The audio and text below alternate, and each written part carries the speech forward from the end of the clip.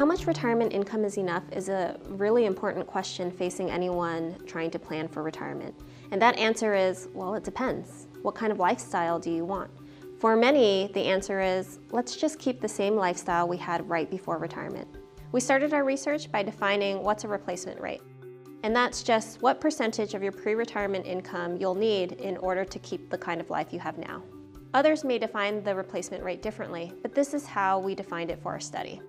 Our analysis shows your replacement rate depends on how much you earned right before you retire. So let me give you an example. Before he retires, Mark earns $75,000 per year. And out of that gross income, he saves for retirement, he pays his taxes, he spends the rest on mortgage, supporting his family, and other necessities.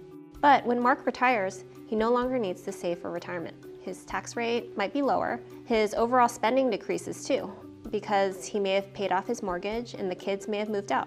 He has more time to shop around for a good deal and perhaps cook at home. Mark might only need 65% of his pre-retirement gross income. This decrease in spending is well documented in many studies over the last 40 years.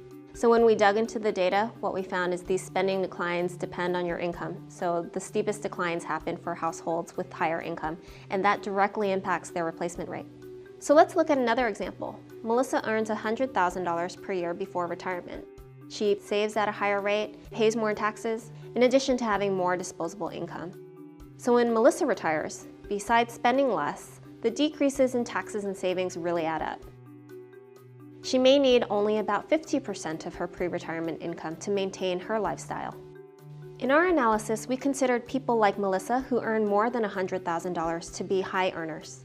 Mark falls in the middle earner category, with incomes between $50,000 and $100,000. Low earners make less than $50,000 per year.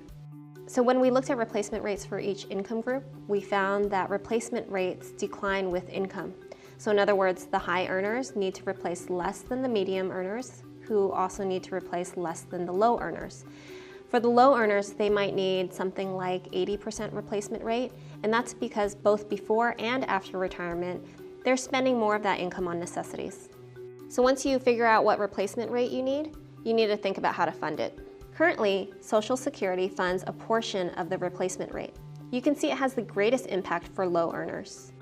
For high earners, like Melissa, Social Security makes up less of her replacement income. A larger portion of her replacement income will need to come from savings. So why is it important for households to think about what replacement rate they'll need? Well, having a goal for retirement is the first step to deciding how much they'll need to save in order to have a successful retirement. And this is an individual decision. There's not going to be a one-size-fits-all rule that's going to apply to all households. So this is a framework to help guide people through making those decisions.